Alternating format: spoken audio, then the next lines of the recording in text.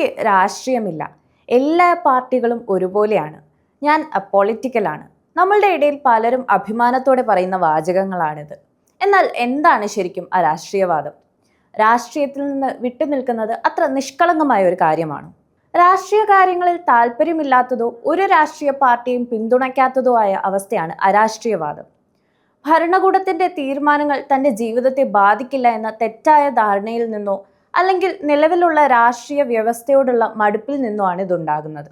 ഇന്നത്തെ സമൂഹത്തിൽ അരാഷ്ട്രീയവാദിയാകുക എന്നത് യഥാർത്ഥത്തിൽ ഒരു രാഷ്ട്രീയ നിലപാടാണ്. നിലവിലുള്ള അനീതികളോടും പ്രശ്നങ്ങളോടും പ്രതികരിക്കാതിരിക്കുമ്പോൾ നിങ്ങൾ യഥാർത്ഥത്തിൽ ആ വ്യവസ്ഥയെ അല്ലെങ്കിൽ നിലവിലുള്ള ഭരണകൂടത്തെ സഹായിക്കുകയാണ് ചെയ്യുന്നത്. പ്രശസ്ത ദാർശനികൻ ഡെസ്മണ്ട് ടുട്ടു പറഞ്ഞതുപോലെ, അനീതി നടക്കുമ്പോൾ നിങ്ങൾ നിശബ്ദത പാലിക്കുന്നുവെങ്കിൽ നിങ്ങൾ അക്രമകാരികളുടെ പക്ഷത്താണ്.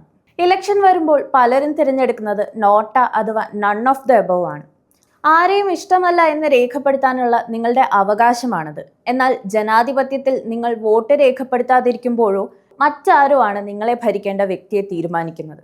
ആ തീരുമാനത്തിൽ നിങ്ങൾക്ക് പങ്കില്ലാതെ പോകുന്നു. ഒരു മോശം ഭരണാധികാരിയെ തിരഞ്ഞെടുക്കാൻ നിങ്ങൾ നൽകുന്ന സമ്മതപത്രമായി നിങ്ങളുടെ അരാഷ്ട്രീയവാദം മാറും.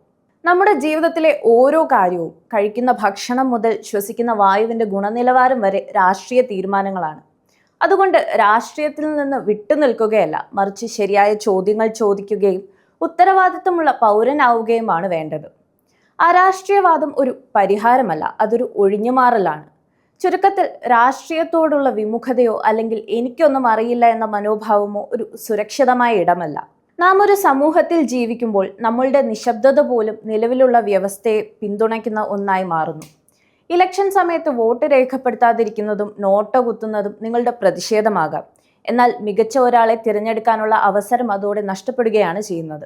മോശം ഭരണാധികാരികൾ ഉണ്ടാകുന്നത് വോട്ട് ചെയ്യാത്ത നല്ല മനുഷ്യരുള്ളത് കൊണ്ടാണെന്ന ഓർമ്മപ്പെടുത്തലോടെ നമുക്ക് രാഷ്ട്രീയ പ്രബുദ്ധതയുള്ള പൗരന്മാരാകാം. കാരണം നമ്മൾ രാഷ്ട്രീയത്തിൽ ഇടപെട്ടില്ലെങ്കിലും രാഷ്ട്രീയം നമ്മുടെ ജീവിതത്തിൽ ഇടപെട്ടുകൊണ്ടേയിരിക്കും.